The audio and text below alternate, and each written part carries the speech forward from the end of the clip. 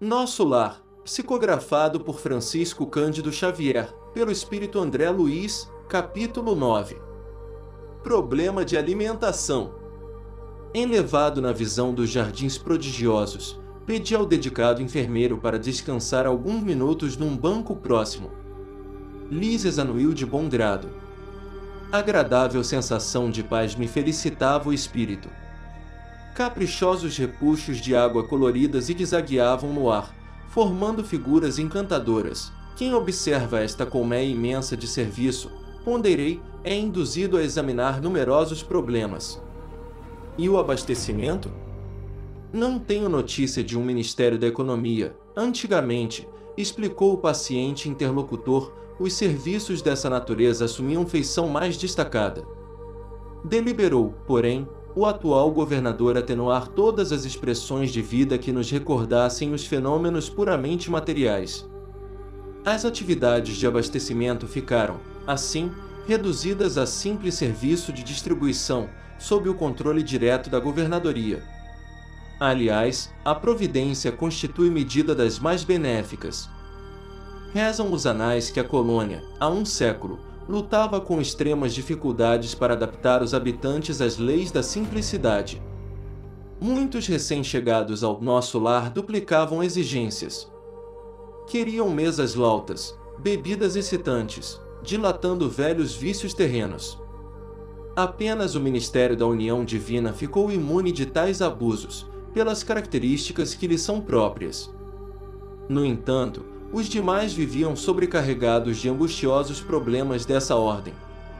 O governador atual, todavia, não poupou esforços.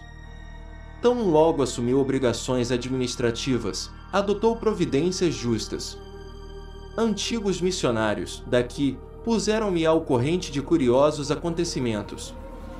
Disseram-me que, a pedido da governadoria, vieram 200 instrutores de uma esfera muito elevada, a fim de espalharem novos conhecimentos, relativos à ciência da respiração e da absorção de princípios vitais da atmosfera. Realizaram-se assembleias numerosas. Alguns colaboradores técnicos de Nosso Lar manifestavam-se contrários, alegando que a cidade é de transição e que não seria justo, nem possível, desambientar imediatamente os homens desencarnados, mediante exigências desse teor, sem grave perigo para suas organizações espirituais. O governador, contudo, não desanimou. Prosseguiram as reuniões, providências e atividades, durante 30 anos consecutivos. Algumas entidades eminentes chegaram a formular protestos de caráter público, reclamando. Por mais de 10 vezes, o Ministério do Auxílio esteve superlotado de enfermos, onde se confessavam vítimas do novo sistema de alimentação deficiente. Nesses períodos, os opositores da redução multiplicavam acusações. O governador, porém, jamais castigou alguém.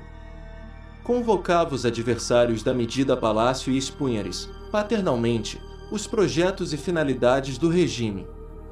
Destacava a superioridade dos métodos de espiritualização, facilitava aos mais rebeldes inimigos do novo processo variadas excursões de estudo, em planos mais elevados que o nosso, ganhando, assim, maior número de adeptos. Ante pausa mais longa, reclamei, interessado, continue, por favor, meu caro Lísias. Como terminou a luta edificante? Depois de 21 anos de perseverantes demonstrações, por parte da governadoria, aderiu ao Ministério da Elevação, passando a abastecer-se apenas do indispensável. O mesmo não aconteceu com o Ministério do Esclarecimento, que demorou muito a assumir compromisso, em vista dos numerosos espíritos dedicados às ciências matemáticas, que ali trabalham. Eram eles os mais teimosos adversários. Mecanizados nos processos de proteínas e carboidratos, imprescindíveis aos veículos físicos, não cediam terreno nas concepções correspondentes daqui. Semanalmente, enviavam ao governador longas observações e advertências, repletas de análises e numerações, atingindo, por vezes, a imprudência. O velho governante, contudo, nunca agiu por si só. Requisitou assistência de nobres mentores, que nos orientam através do ministério da união divina, e jamais deixou o menor boletim de esclarecimento sem exame minucioso. Enquanto argumentavam os cientistas e a governadoria contemporizava, formaram-se perigosos distúrbios no antigo Departamento de Regeneração, hoje transformado em ministério. Encorajados pela rebeldia dos cooperadores do esclarecimento, os espíritos menos elevados que ali se recolhiam entregaram-se a condenáveis manifestações.